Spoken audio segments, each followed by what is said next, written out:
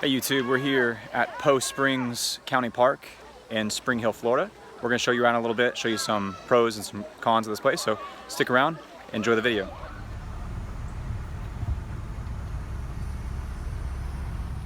So the first place you want to go is the visitor center right here as you enter the park. $5 gets you a day pass, hanging in your rearview mirror, and you're good to go.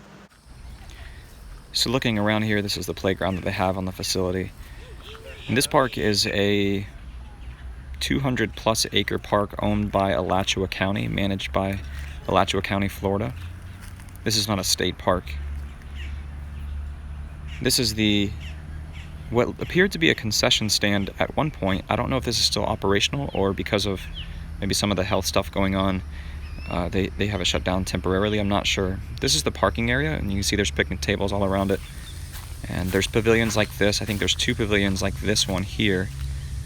And there wasn't any signs or anything that say that you have to reserve them ahead of time. They have these cool fireplace things here in the center where you can actually, I assume, start a fire, and they have these chimneys that go up. I thought this was interesting. I've never really seen anything like this at a park. This is the trail that leads down to the spring, and I wanted to show the footpath section of it as we go down this hill here. And I know we have our dog with us, but we didn't take the dog into the no pet section. We walked way on around it because no pets are allowed here. This is, as the trail leaves the footpath area, the dirt path, it goes into a boardwalk, and I'm speeding this up about twice the speed. So, but I do want to give you an idea how long this footpath is. That's why I'm leaving all of this in there, because it is a long footpath, and that's one of the cons we'll talk about later, is that this is about a 1/4 mile walk from the parking lot down to the spring.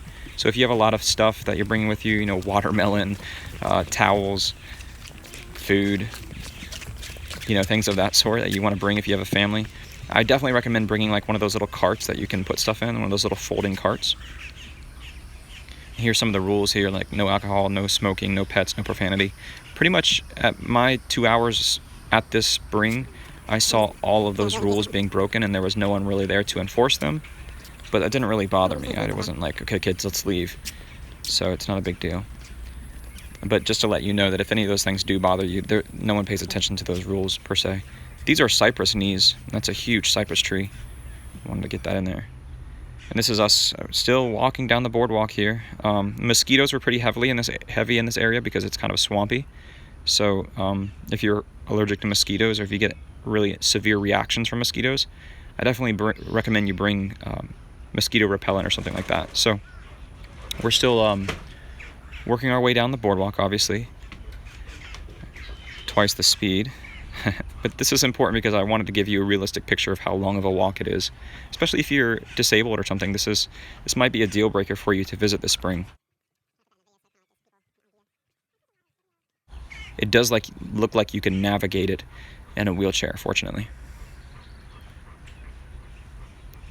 Once you get to the spring, though, it's a series of steps that you have to go down. This is the spring here to my left.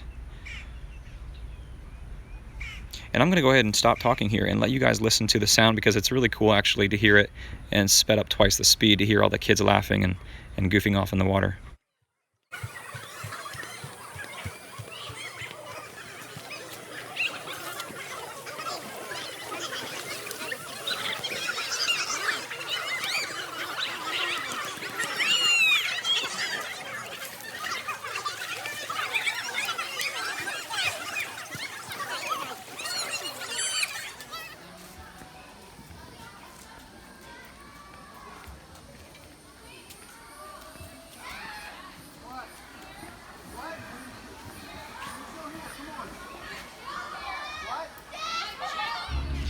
This is the river that the spring flows into. This is the Alachua River. It's a very dark river, so it looks kind of eerie. And there are alligators in this river, although I didn't see any at the time of this visit.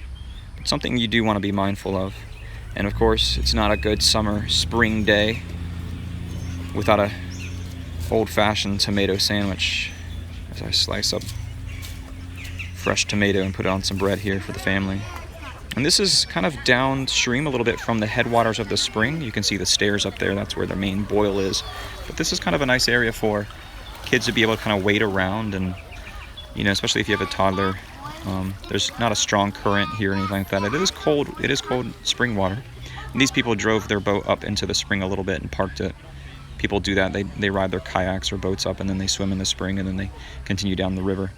But there is a rope swing here off of this tree. But what the really cool thing about this place is you see the river water, the black river water, mixing with the spring water, and you can see the delineation between the two, that line, that boundary. It's so cool. And as you walk from the spring water, the clear spring water, into the darker river water, the temperature goes up about 15 degrees. It's a very notable difference, obviously, because the spring is so cold. So these are some folks I talked to, really nice folks, friendly folks I talked to that were doing stand-up paddling up into the spring and then back down into the river.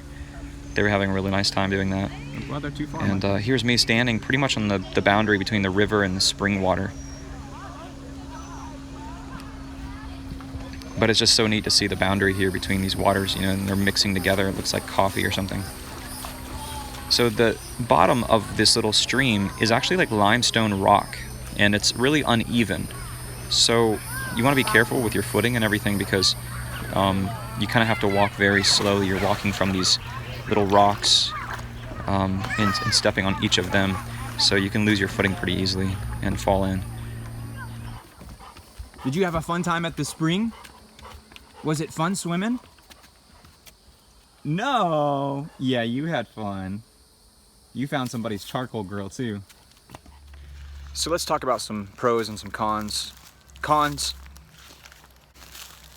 a long walk to the actual spring. From the parking area to the spring, it's about 1/4 of a mile. So you're lugging all your gear, all your beach stuff, all your swimmies, your life preservers, towels, food, all that stuff. You're actually will have to walk out about 1/4 mile to get to the actual spring. Another con: the facilities are a little subpar. Let me roll some footage of the inside of the men's bathroom. I filmed this making sure there's no one in the bathroom before I started filming, but I want to show you what the men's bathroom looks like. So the men's bathroom is a little bit subpar. I think they just have low staffing to actually clean it every day, and there's a lot of people here. It's June 21st. It's a very busy time of year for the spring, so it gets used a lot, and apparently it doesn't get cleaned a lot. That's another con. There's not a whole lot of like policing going on down by the spring, but there is alcohol, there is dogs, there is stuff going on, even though on the signs it clearly says no alcohol, no pets, or anything like that. So if you're kind of squeamish about that, just don't come here, because apparently they do that and no one really cares. It didn't really bother me. Whatever, I don't care, it doesn't bother me, but it might bother you. So let's talk about some pros. Pros is that this is just about 15 minutes out of the way off of I-75. So if you're coming down I-75 on your way from Atlanta to Tampa, or Tampa to Atlanta, wherever, it's only about 15 minutes jog off of the interstate, and you got $5. You can get in and spend the day, spend the afternoon with your family at this wonderful location. Another pro is the beach area. Many springs you go to, and I've been to many of them, they lack sort of like a beachy area for young toddlers. Like I have a 3-year-old, to be able to wade around in the water, in the shallow area of the water, and so you're constantly on guard, on edge, thinking that they're gonna float off or drown or something like that. This had a nice shallow beachy area, and a pretty large one at that. There was restrooms right there. I don't know the condition of the restrooms right off the spring, but there was restrooms just about 100 feet from the actual spring, in addition to these that are closer to the parking lot. So there's restrooms that are really close. So overall, I think it was a good experience. We came at kind of a peak time of year and a weird time of year with some of the stuff that's going on health-wise in our nation. But overall, it was a good experience. We're on our way down in South Florida, so it was a nice little 2-hour break for us, letting the kids get out and just enjoy nature and get their wiggles out. So I hope you enjoyed this video, and check out Poe Springs Park sometime. I'm gonna put a link and some other info down in the description below. Guys, if you like this video, give it a thumbs up, and be sure to subscribe for more videos like this. Keep it real, and we'll see you in the next video.